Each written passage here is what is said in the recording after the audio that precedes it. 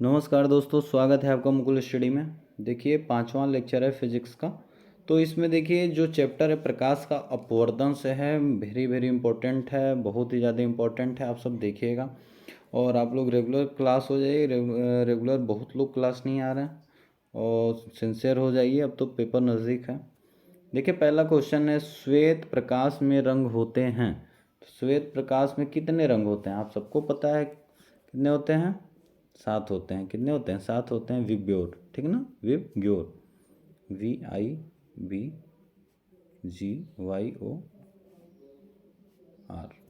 VIBGYOR, ठीक है। यानी कि वायलेट, इंडिगो, उसके बाद ब्लू, ग्रीन, येलो, ऑरेंज और रेड, ठीक है ना?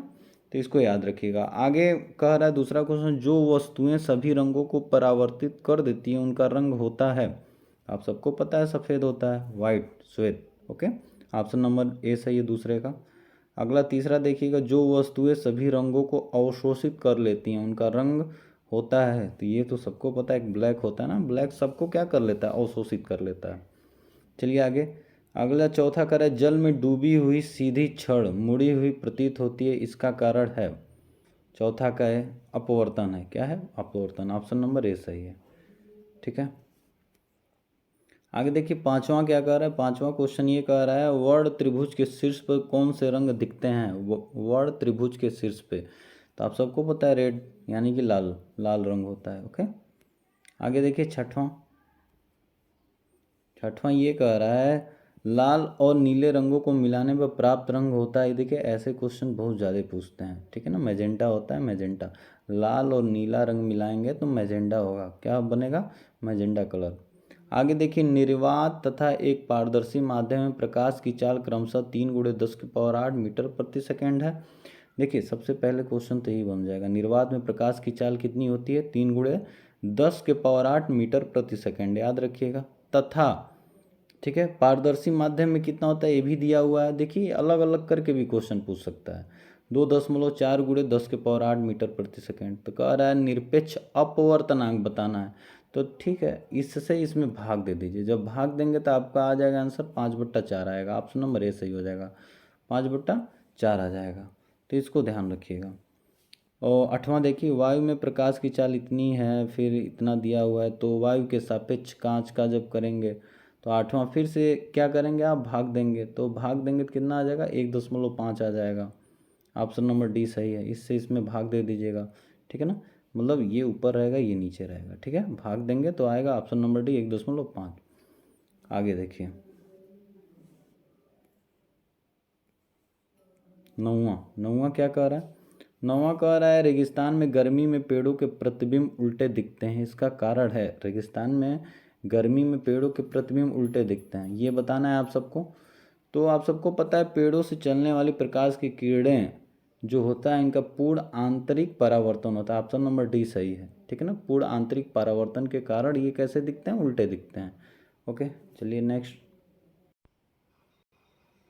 देखिए। आगे ये है 10वां, जब श्वेत प्रकाश कांच के प्रिज्म से गुजरता है तो दूसरी ओर प्राप्त स्पेक्ट्रम में जिस रंग का विचलन न्यूनतम होता है, न्यूनतम यानी कि बैगनी और लाल, इन दोनों में से कौन सा होगा? आप सबको पता है रेड कलर का क्या होता है विचलन? कम होता है। बैगनी का दूर तक होता है, ज़्यादा होता है। आगे वर्ण विक्षेपण की घटना का कारण है, बताइएगा। तो आपको पता है प्रिज्म पदार्थ का अपवर्तनांक भिन्न भिन्न तरंगदैर्ध्य के लिए भिन्न भिन्न होना। ऑप्शन नंबर सी सही है। ओके, 12वां देखिएगा।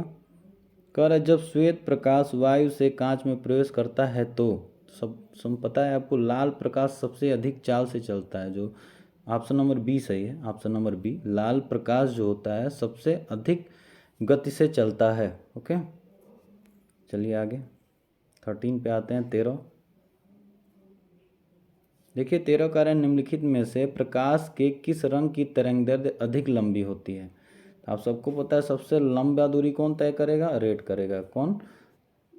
रेड करेगा। तरंगदैर्ध्य, तरंगदैर्ध्य की बात करें, सबसे कम बैगनी का होता है, सबसे कम बैगनी का। आगे देखिए कह रहा है, निम्न में से किस माध्यम में प्रकाश तेजी से गमन करेगा? केरोसिन, बेंजीन, जल, क्वार्टज, बताइएगा। किस में? जल में करेगा ना, बाकी सब में बहुत स्लो हो जाएगा, लेकिन इसमें तेजी से गमन करेगा। आगे 15, वह प्रिज्म जो आपतित समांतर किरण पुंज के संपूर्ण प्रकाश को समकोण से विचलित कर देता है क्या कहलाता है? तो आपको सबको पता है पूर्ण परावर्तक प्रिज्म होता है। ऑप्शन नंबर सी सही है, ऑप्शन नंबर सी सही है। आगे 16 नंबर देखिए, प्रकाश की किरण क्रांतिक कोण पर कांच की ओर से कांच हवा सतह पर आपतित होती है तो अपवर्तन कोण है क्या है? 90 डिग्री का होगा। कितना? 90 डिग्री। ऑप्शन नंबर सी सही है। 17 देखिए, आपतित प्रकाश की तरंगदैर्ध्य बढ़ाने पर किसी माध्यम के अपवर्तनांक पर क्या प्रभाव पड़ता है? तो 17 का आपका ए सही है, घटता है। कैसा होता है? घटता है। आपतित प्रकाश की तरंगदैर्ध्य बढ़ाने पर किसी माध्यम के अपवर्तनांक पर क्या प्रभाव पड़ेगा? वह घटेगा। आगे देखिए 18, यदि विरल माध्यम के सापेक्ष सघन माध्यम का अपवर्तनांक 2 है तो क्रांतिक कोण का मान होगा 30 डिग्री होगा। ऑप्शन नंबर डी सही है, 30 डिग्री। देखिए दोस्तों, एक सूचना है, वीडियो को कम से कम 4 से 5 बार देखें और रट्टा मार लें। अब तो समय नहीं है समझने का, बस रट्टा मारिए और क्या कहते हैं कि पेपर क्वालिफाई करिए। आगे देखिए, ये बहुत अच्छा है क्वेश्चन 19वां, एक बेलनाकार बर्तन की गहराई डी है, यह बर्तन आपस में मिश्रित होने वाले हैं, समान आयतन के द्रव में भरा है, ठीक है ना, जिनके अपवर्तनांक n1 n2 n3 है, बर्तन की आभासी गहराई है। बताइएगा, आभासी गहराई जब भी ऐसा आएगा ना तो इसको आप लोग याद रखिएगा, d/3 1/n1 + 1/n2 + 1/n3, यानी कि ऑप्शन नंबर डी सही है। ओके, तो इसको याद रखिएगा, ऑप्शन नंबर बी सही है, 19 का बी सही है। ठीक है, आगे देखिए 20वां क्या कर रहा है क्वेश्चन। देखिए, एक ग्लास की प्लेट के अंदर एक छोटा सा हवा का बुलबुला है, एक प्रेक्षक को यह बुलबुला गिलास में नीचे की ओर लंब रूप में देखते हुए नज़दीकी सतह से 2 मिलीमीटर की दूरी पर दिखता है, प्रतीत होता है। वास्तविक दूरी होगी 20 का आपको बताना है। तो आपको पता है कि इसमें 15 है और कितना है, 2 है, 1.5 है, ठीक है ना, 1.5 है यहाँ पे, और कितना है यहाँ पे, 2 है। तो इन दोनों का क्या करेंगे, मल्टीप्लाई कर देंगे तो 3 mm आ जाएगा। ऑप्शन नंबर ए सही है इसका, और इन दोनों का मल्टीप्लाई कर देंगे, 1.5 में 2 का मल्टीप्लाई कर दीजिए। आगे देखिए 21वां, वायु के सापेक्ष किसी द्रव का क्रांतिक कोण 45 डिग्री है, उस द्रव का अपवर्तनांक होगा। तो सीधा सीधा आप सबको पता है एन इक्वल टू फार्मूला होता है 1/sin c, क्रांतिक कोण का 1/sin c, सी का मान आप सबको यहाँ दिया हुआ है, तो सी का मान 45 डिग्री, तो 1/sin45 अंश का मान 1/√2 होता है, तो √2 ऊपर जाएगा, तो यानी कि √2। ऑप्शन नंबर डी सही है, ऑप्शन नंबर डी सही है, 21वां का डी सही है।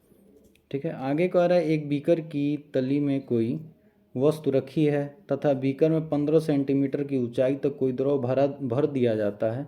यदि वायु की अपेक्षा द्रव का अपवर्तनांक 4/3 हो तो वस्तु बीकर की तली से ऊपर उठी प्रतीत होती है, कितना? तो इस क्वेश्चन को करना होगा आपको x = t-t/n से, ठीक है। इस फार्मूले से जब करेंगे तो 3 सेंटीमीटर आएगा, कितना? 3 सेंटीमीटर। इसको चेक करिएगा। आगे देखिए 23वां करे, वायु के सापेक्ष कांच का अपवर्तनांक 1.50 है तथा कांच के सापेक्ष हीरे का अपवर्तनांक 1.61 है। वायु के सापेक्ष हीरे का अपवर्तनांक पूछ रहा है, तो आप सबको पता है 1.61 का इसमें गुणा कर दीजिए, बस मल्टीप्लाई कर देंगे तो आ जाएगा 2.41। ऑप्शन नंबर डी सही है, बस मल्टीप्लाई कर देते हैं, ठीक है ना। आगे देखिए क्या करें 24वां, पूर्ण आंतरिक परावर्तन के लिए आपतन कोण का मान होता है 24 का आपका, क्रांतिक कोण से ज़्यादा होगा। देखिए 25 करें, यदि दो माध्यमों के पृथककारी तल पर प्रकाश का लंबवत प्रकाश आपतित होता है। हाँ दोस्तों बताइए 25 का, तो 135 कितना 135 डिग्री होता है, नहीं 0 डिग्री होगा। यदि दो माध्यमों के पृथककारी तल पर प्रकाश लंबवत पड़ेगी तो 0 डिग्री होगा। ओके, अगला देखिए, ये क्वेश्चन आप सब करिएगा, ये क्वेश्चन सभी के सभी क्वेश्चन करिएगा।